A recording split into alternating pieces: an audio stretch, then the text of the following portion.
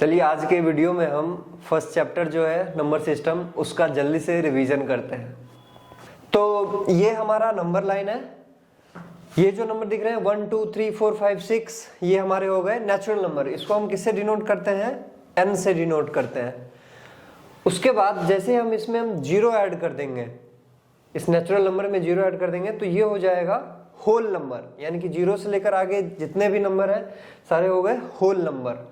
फिर उसके बाद जैसे ही इसमें हम नेगेटिव नंबर ऐड करेंगे -1 -2 -3 तो फिर ये हो जाता है हमारा इंटीजर।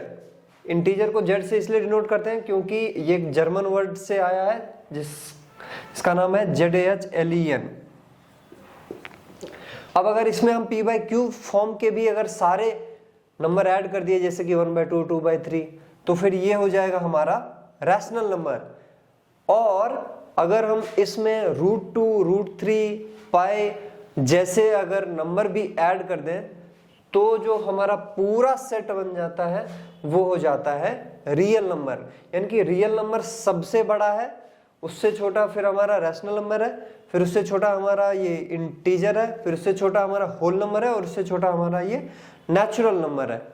तो इससे कई सारे फिर क्वेश्चन बनते हैं स्टेटमेंट से रिलेटेड जिसमें हमें बताना होता है कि ट्रू एंड फॉल्स है या नहीं। तो उसका सिंपल है, आपको ये बस ऑर्डर लिखना है। तो अब जैसे पूछेगा कि natural number all natural numbers are rational number और नॉट, तो ये ट्रू होगा। क्यों? क्योंकि रैशनल नंबर नेचुरल नंबर से बना हुआ है, ठीक है। लेकिन इसी का अपोजिट फॉल्स हो जाएगा। तो इसके कितने ही कॉम्बिनेशन बनेंगे, natural whole, natural integer, natural rational. तो ये आप ऑर्डर अगर ध्यान में रखेंगे तो सारे क्वेश्चन को आंसर कर सकते हैं। आइए अब इस पे एक क्वेश्चन देख लेते हैं। अब हमें कभी कभी बोला जाता है कि दो नंबर दिया गया है और उसके बीच का आप n रैशनल नंबर बताओ। तो अब जैसे कि हमें दो नंबर दे दिया है 2 और 3 और इसके बीच का हमें 5 रैशनल नंबर या 6 रैशनल नंबर बताना है। तो उसका सिंपल सा तरीका है, दो नंबर हम लेंगे और उस दो नंबर के बीच वाला नंबर निकाल लेंगे, ठीक है। और वो कैसे निकलेगा? इन दोनों नंबर को सम कर दीजिए 2 + 3 और फिर उसको 2 से डिवाइड कर दीजिए तो ये बीच वाला नंबर निकल गया। और जैसे ही ये निकला फिर उसके बाद हम इन दोनों के बीच का भी निकाल सकते हैं, फिर इन दोनों के भी बीच का निकाल सकते हैं, तो 3 नंबर हो गया। और इसको कंटिन्यू करते जा सकते हैं, तो कितने भी रैशनल नंबर हम दो गिवन नंबर के बीच में निकाल सकते हैं। तो आइए अब इर्रेशनल नंबर को और डिटेल में देखते हैं। तो इर्रेशनल नंबर क्या होता है? उससे पहले रैशनल नंबर को दोबारा देख लेते हैं। तो रैशनल नंबर वो है जिनको हम p/q के फॉर्म में डिनोट कर सकते हैं, जहां पे p और q इंटीजर है और q हमारा 0 के बराबर नहीं है। अब इसी का अपोजिट इर्रेशनल नंबर है। अगर कोई नंबर ऐसा है जिसको हम p/q के फॉर्म में नहीं रिप्रेजेंट कर सकते हैं तो वो फिर इर्रेशनल नंबर हो गया, जैसे कि हमारे √2 √3 पाई इत्यादि। आइए क्वेश्चन करते हैं, लोकेट √2 ऑन नंबर लाइन। तो ये हमारा नंबर लाइन हो गया और इस पे हम देखेंगे कि √2 कहाँ पर आएगा। तो पहले हम नॉर्मली जो नंबर्स को डिनोट करते हैं उसको लिख लेते हैं। ये 0 हो गया, ये 1 हो गया, ये 2 हो गया, ठीक है। अब चलिए एक स्क्वायर बनाते हैं जिसका लेंथ 1 होगा, ठीक है। तो ये 1 हो गया और ये 1 हो गया, ये भी 1 है। अब इस स्क्वायर में ये जो एंगल होता है वो राइट एंगल होता है 90 डिग्री। तो इसका मतलब ये जो ट्रायंगल है ये राइट एंगल ट्रायंगल हो गया OAB। इसमें अगर हम इसका लेंथ निकालना चाहें तो कौन सा फॉर्मूला लगाना होगा हमें? पाइथागोरस थ्योरम का। तो इसका लेंथ का स्क्वायर प्लस इसका लेंथ का स्क्वायर दोनों को सम करके उसका रूट ले लेंगे तो वो हो जाएगा हमारा इसका लेंथ, ठीक है। सिंपल है, रूट, ठीक है। तो ये हो गया हमारा 1 + 1, ये हो गया हमारा √2। यानी कि इसका जो स्क्वायर का जो डायगोनल है वो हमारा √2 लेंथ का हो गया। अब अगर ये √2 लेंथ का है तो हमें पता है कि हम जो सर्कल बनाते हैं उसका रेडियस का लेंथ हमेशा सेम होता है। यानी कि ये अगर √2 लेंथ का है और यहीं से हम अगर सर्कल बना दें तो फिर वो जहां जहां पे टच करेगा वो भी √2 लेंथ का होगा। तो हमें क्या करना है? O को सेंटर मानना है और OB को रेडियस मानना है और एक आर्क ड्रॉ करना है। तो वो आर्क नंबर लाइन पे जहां इंटरसेक्ट करेगी वो पूरा लेंथ हमारा √2 का हो जाएगा, यानी कि ये जो लेंथ है हमारा ये हो गया हमारा √2। ठीक है, सिंपल है। आइए अब अगर देखते हैं अगर √3 को हमें नंबर लाइन पे डिनोट करना है तो कैसे करेंगे। तो √2 का हम पहले से निकाल चुके हैं। अब √2 क्या है, OB है, तो एक साइड हो गया हमारा OB। अब एक और हमें साइड बनाना है यहाँ पे इसके परपेंडिकुलर, जिसका लेंथ होगा 1। अगर इन दोनों लेंथ को लेके और हम पाइथागोरस थ्योरम लगाते हैं तो देखते हैं क्या होता है। ये हो गया हमारा √2 का स्क्वायर प्लस 1 का स्क्वायर, तो √2 का स्क्वायर कितना हो जाएगा 2, ये हो गया 1 और ये हो गया हमारा √3। तो ये जो लेंथ आया वो हो गया हमारा √3। ठीक है, तो अब वही चीज दोबारा करना है, एक सर्कल एक आर्क बनाए यहाँ से लेकर यहाँ तक, और ये जो पॉइंट होगा वो √3 लेंथ का हो गया। तो चलिए अब रैशनल नंबर का जो डेसिमल एक्सपेंशन होता है उसको देखते हैं।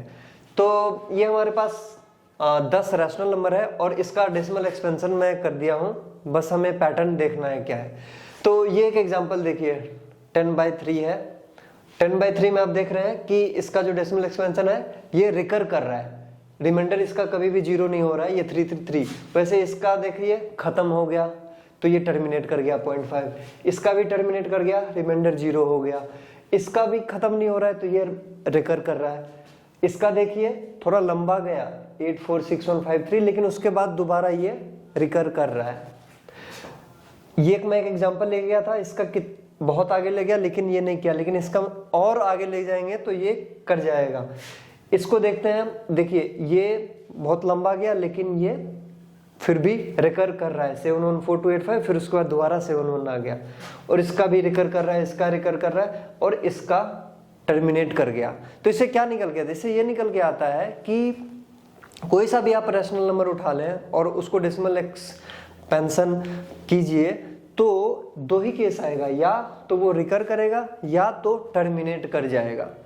आप सोचेंगे कि अगर रिकर भी नहीं किया और टर्मिनेट भी नहीं किया तो क्या, तो वो इर्रेशनल नंबर हो जाता है। आप देखेंगे √2 का एक्सपेंशन, √3 का, या पाई का भी, पाई का आपको पता है पाई के मिलियंस डिजिट तक निकाले जा चुके हैं लेकिन वो कभी रिकर नहीं करता है। तो अभी हमने देखा कि अगर हमारे पास रैशनल नंबर होता है और उसको डेसिमल एक्सपेंड कर जब हम करते हैं तो कैसे, या तो वो टर्मिनेट होता है और रिकर करता है। अब अगर कोई उसका उल्टा हमें करने के लिए बोलता है, यानी कि वो उसका हमें एक्सपेंशन दे दिया है और फिर उससे हमें रैशनल नंबर निकालना है, p/q के फॉर्म में उसे रिप्रेजेंट करना है, तो कैसे करेंगे। छोटा सा एग्जांपल है, जैसे ये 1.27, ये 27 के ऊपर जो बार है इसका मतलब ये 27 बार बार रिपीट कर रहा है। तो इसको अगर हमें p/q के फॉर्म में लिखना है तो कैसे करेंगे, हमें ज्यूम कर लेते हैं x = ये रिपीट कर रहा है तो इसीलिए इसको कितनी बार भी हम लिख सकते हैं। फिर उसके बाद इसको 100 से मल्टीप्लाई कर दिए दोनों साइड और इसको इसमें से घटा दिए तो ये 100x - x हो गया, और ये पूरा कैंसिल हो गया, बचा 127 - 1 126, और फिर इसको सिंप्लीफाई करके हम देखते हैं तो ये 14/11 आ गया। तो ये उसका क्या हो गया, रिवर्स हो गया। तो अभी तक जो हम इरेशनल नंबर देख रहे थे जैसे कि √2, √3, वो केवल इंडिविजुअली देख रहे थे, लेकिन जैसे बाकी नंबर्स पे अभी तक हम लोग ऑपरेशंस करते आ रहे हैं, उस पे एडिशन, सब्ट्रैक्शन, मल्टीप्लिकेशन, डिवीजन, फिर उसके बाद स्क्वायर रूट, फिर उसके बाद इन सबको कंबाइन करते हैं, दो टर्म को सम करते हैं, फिर उसको भी डिवाइड करते हैं। तो वही सारी चीज़ हम इरेशनल नंबर के साथ भी कर सकते हैं। रैशनल इरेशनल नंबर को मिक्स करके कई सारे ऑपरेशन कर सकते हैं। जैसे ये केवल इरेशनल नंबर हो गया, इस इरेशनल नंबर को हम क्या कर दिए, रैशनल नंबर से ऐड कर दिए, यहाँ पे रैशनल इरेशनल को मल्टीप्लाई कर दिए, यहाँ पे डिवाइड कर दिए, फिर यहाँ पे उनको सम करके यहाँ पे डिवाइड कर दिए, और ऐसे ही कई सारी चीज़। यहाँ पे हमें स्क्वायर कर दिए दोनों को सम करके, यहाँ पे सम किए, और फिर ऐसे ही दूसरे टर्म से इसको मल्टीप्लाई कर दिए।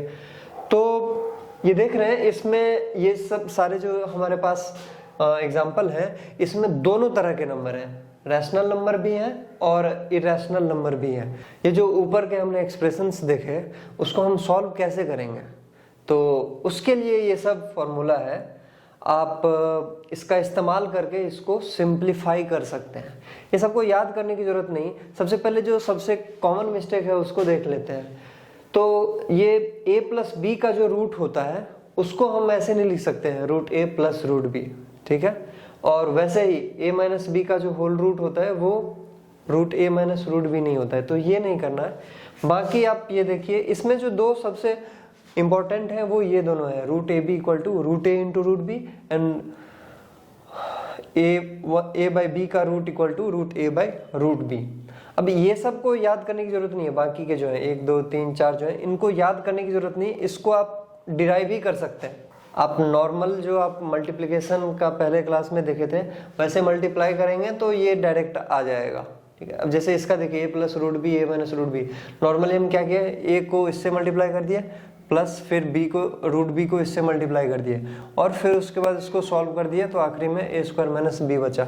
तो कभी भी अगर आप भूल जाते हैं तो खुद से मल्टीप्लाई करके ये ला सकते हैं। अब इन नीचे वाले जो हमने आइडेंटिटी देखा है उसका इस्तेमाल करके हम इसको सॉल्व कर सकते हैं। जैसे इसे हमें रैशनलाइज करना है, तो जैसे एनसीईआरटी कंटेंट रैशनलाइज करती है आसान बनाने के लिए, वैसे ही हम इसका भी रैशनलाइज कर सकते हैं इस एक्सप्रेशन को आसान बनाने के लिए। डिनोमिनेटर में इरेशनल नंबर रहता है तो काफ़ी तकलीफ होती है, अगर हम इरेशनल नंबर को ऊपर लेके चले जाएंगे तो फिर आसानी होगी। चलिए देखते हैं कैसे करते हैं। तो इसे हमें क्या करना है कि ऊपर नीचे इससे अगर हम मल्टीप्लाई कर दें तो ये वाला हमें काफ़ी आसान बना देगा। तो ये हो गया हमारा, बहुत ही सिंपल सा था, इसका हमने इस्तेमाल किया। तो अलग अलग जगह पे आपको अलग अलग आइडेंटिटी का इस्तेमाल करना पड़ सकता है। तो इरेशनल नंबर पे हम कई सारे ऑपरेशंस कर चुके हैं। अब आइए आखिरी का जो हमारा बचता है वो है एक्सपोनेंट। अब एक्सपोनेंट पे आप पहले से काम कर चुके हैं, ये सब फॉर्मूला पहले वाले क्लासेस में देखे होंगे, ठीक है। तो वही का वही फॉर्मूला सेम रियल नंबर पे भी काम करता है।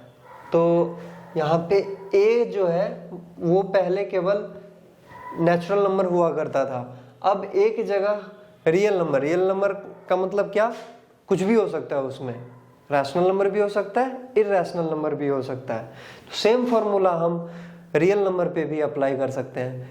अब देखिए इसमें क्या हो रहा है, इसमें जब बेस सेम रहता है तो इसका जो एक्सपोनेंट है वो ऐड हो जाता है। यहाँ पे बेस सेम है दोनों का और एक्सपोनेंट है पी क्यू, ये पी क्यू यहाँ पे ऐड हो गया। यहाँ पे एक्सपोनेंट का एक्सपोनेंट है, तो ये जो एक्सपोनेंट का एक्सपोनेंट है इसको हम मल्टीप्लाई कर सकते हैं सिंपली। यहाँ पे क्या है, यहाँ पे एक्सपोनेंट सब्ट्रैक्ट हो जाता है। अगर बेस सेम है और एक्सपोनेंट डिफरेंट है तो इसको हम सब्ट्रैक्ट कर सकते हैं, ये p माइनस क्यू हो गया। और यहाँ पे एक्सपोनेंट सेम है दोनों का और बेस डिफरेंट है, और तो इस केस में एक्सपोनेंट दोनों का p हो जाएगा और इन दोनों को हम मल्टीप्लाई कर सकते हैं। तो ये हमें कई सारे क्वेश्चन सॉल्व करने में हेल्प करता है। देखते हैं, आइए एक एग्जांपल देख लेते हैं। तो इसे हमें सॉल्व करना है। तो यहाँ पे है 125 का एक्सपोनेंट है -1/3। तो जब भी कभी कोई नंबर ऐसा रहता है a raise to the power -p, तो इसको आप 1/a raise to the power p लिख सकते हैं। तो वैसा ही हमने किया, इसको नीचे लेके चले गए 1/, में, और फिर उसके बाद 125 5q होता है तो ये 5q कर दिए।